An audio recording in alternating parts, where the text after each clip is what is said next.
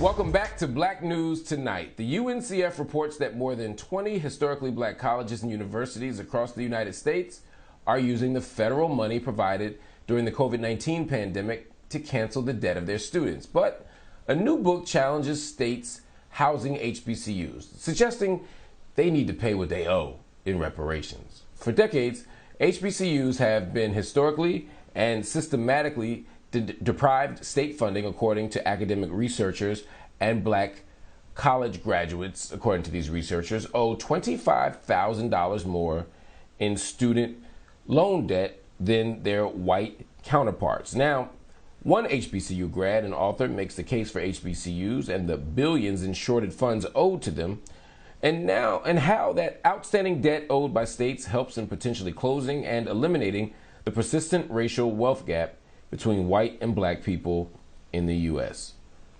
Joining me now to discuss HBCUs and reparations is Adam Harris, who is the author of The State Must Provide: Why America's Colleges Have Always Been Unequal and How to Set Them Right. He's also a staff writer at The Atlantic. Adam, welcome to the show. How did a short road trip from Alabama A&M to the University of Alabama Huntsville lead you on this journey to make this case for reparations? Yeah, so when I arrived at A&M, it was actually snowing in Alabama, and that's a very rare thing in northern Alabama. But I wasn't able to sort of see some of the deferred maintenance on campus, right? It sort of masks some of those old wounds. But as the snow melted, as I kind of get into the semester, I decided to take this trip over to the University of Alabama at Huntsville, and it's a predominantly white institution, about 10 minutes away from Alabama A&M. And I just started noticing different things, right? I noticed that they had newer buildings, that they had books and magazines. They had, a subscription to The Atlantic that my library didn't have. On top of that, their library was open 3 hours longer than mine. And as I would come to learn, they also had nearly double the endowment of my own institution, even though it was 75 years younger than Alabama A&M. And so I at first I kind of brushed it off as, this is me being melodramatic as a college student. But as I got into, my profession, I covered higher education at the Chronicle of Higher Education before joining the Atlantic. I learned that my experience wasn't an anomaly, but rather central to the experience for a lot of black students in higher education, particularly those who attend HBCUs. Wow. So in your book, you're making a case here. You've already started by sort of laying out the resource gap, the disparity in what people have, what institutions have, and what students get access to. But you're also making a case in your book that this gap doesn't happen naturally. It's not a merit-based gap, and that there's a debt owed here. Talk to me about the case you're making in the book for reparations. Absolutely. So if you go back to the foundations of the higher education system, the public higher education system as we recognize it today, it really starts in 1862 with the Morrill Act, where the federal government makes the largest investment it has ever made in higher education and creates a set of institutions that black students were fundamentally shut out of. So when you think of Penn State University, Michigan State University, Iowa State University, Auburn University, Cornell, all of these are the result of the Morrill Act. And for the 30 years up until 1890, when they pass a second Morrill Act to, one, give those institutions more funding, but also to say to states, you can't discriminate against black students that much. You at least need to create a separate institution or endow a separate institution for black students. These institutions are locking students out. Iowa State, for instance, Iowa was the first state to accept the land grant. It didn't enroll its first black student until 1890, and that was George Washington Carver. And so from that foundation, there are, inflection points time and time again where states and the federal government maintain, hone, and really defend this inequitable system that they had helped establish. By way of example, I often point back to Mississippi, right? So just after the Civil War, the University of Mississippi's faculty literally told parents that, look, we would resign and the institution would close before we enroll a black student.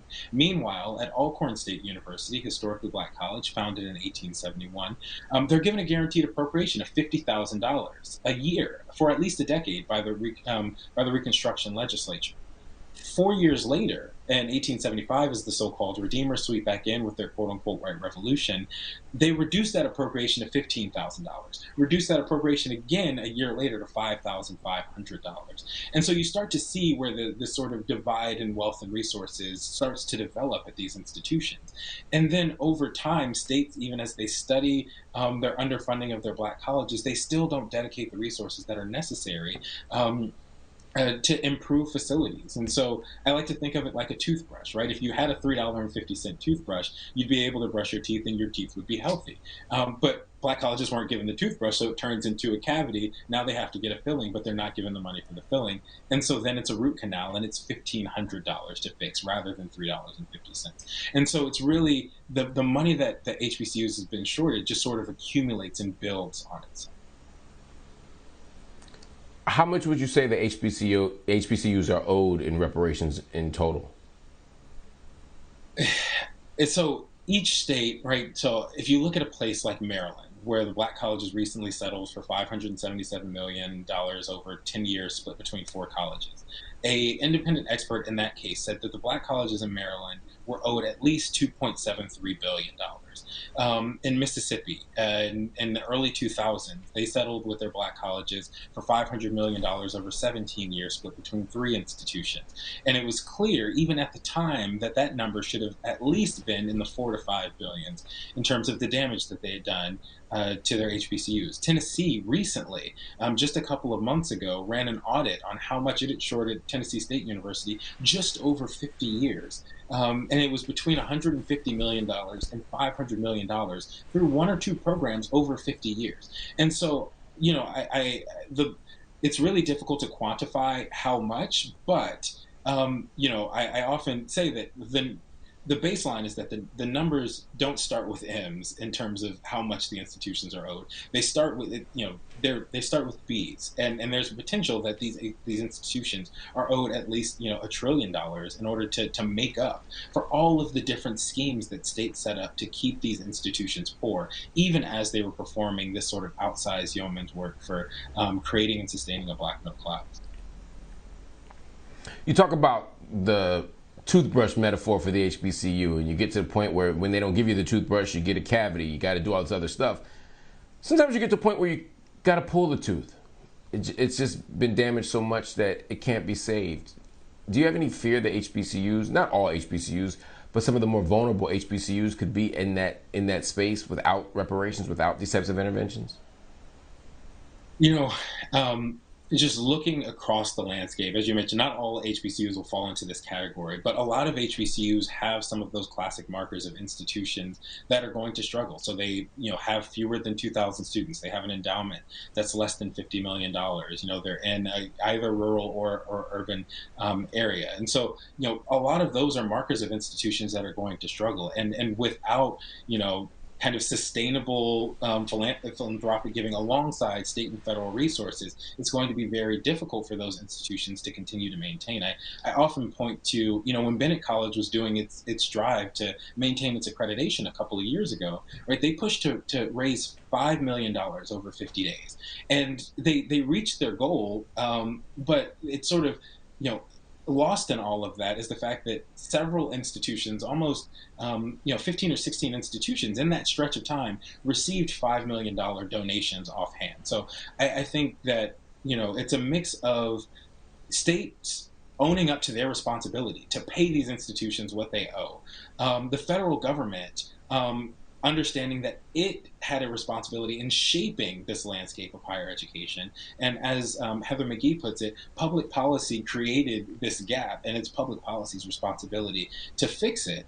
But states have really gotten complacent that the federal government isn't going to actively enforce its civil rights laws, and so they sort of get complacent and let their HBCUs languish. So I do really think that there needs to be this push for funding. Otherwise, several institutions may be at risk.